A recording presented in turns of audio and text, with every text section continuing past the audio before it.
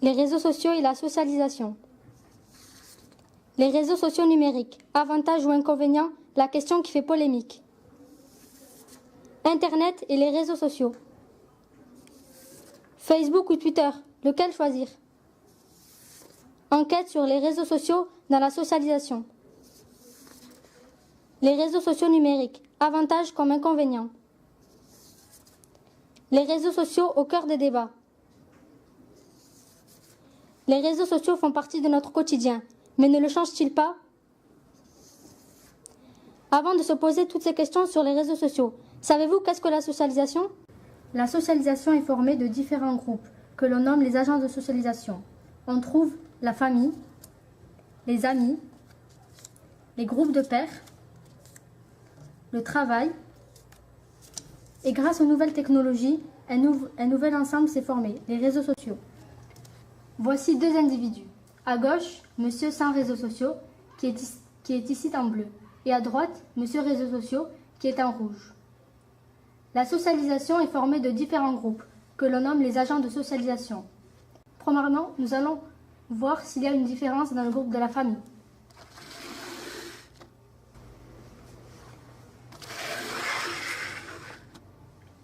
On peut voir qu'il n'y a pas de différence.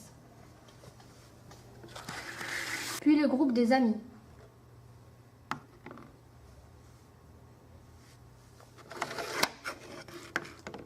On constate que monsieur sans réseaux sociaux tisse des liens plus forts avec ses amis qu'il voit très souvent. On les considère comme des amis proches, alors que monsieur réseaux sociaux n'a pratiquement que des amis virtuels avec qui il ne tisse aucun lien.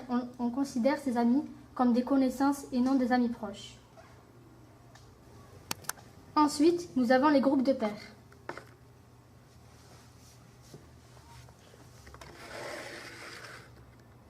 Ils sont plus nombreux chez monsieur réseaux sociaux, car celui-ci a des réseaux sociaux et donc a plus de connaissances. Et pour terminer, nous avons le groupe du travail. On observe que monsieur réseaux sociaux a plus de relations pour trouver du travail que monsieur sans réseaux sociaux. Mais comment cela est-il possible? Cela est dû au groupe de socialisation supplémentaire qui est les réseaux sociaux.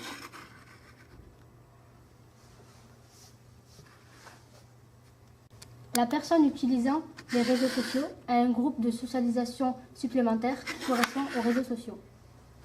Pour comprendre ce qu'il se passe dans la vie de chacun, nous allons passer une journée avec monsieur réseaux sociaux et monsieur sans réseaux sociaux. Aujourd'hui, nous sommes chez monsieur réseaux sociaux. Fini l'école pour lui. Maintenant, il faut trouver un emploi. Comme tous les jours, il se connecte sur son réseau social préféré, Facebook, et se demande pourquoi pas chercher un emploi. Il recherche sur Facebook et trouve une annonce. Recherche employé pour un job en tant que serveur au restaurant Palladia à Toulouse.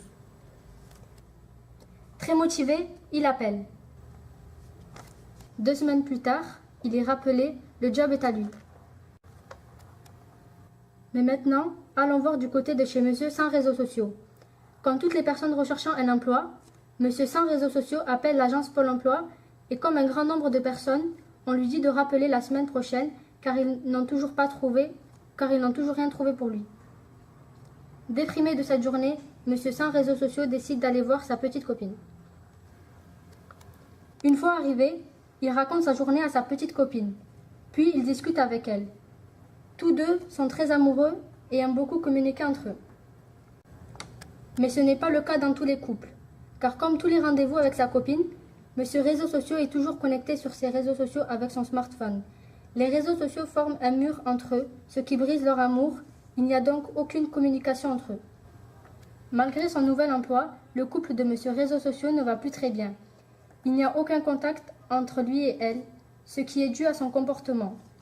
Il est toujours connecté sur ses réseaux sociaux et ne communique jamais avec sa copine, ce qui va causer quelques disputes entre eux. Les réseaux sociaux ne facilitent pas toutes les différentes familles de socialisation. Certes, ils peuvent permettre de trouver un emploi, mais ne facilitent pas toujours les rapports amicaux ou amoureux.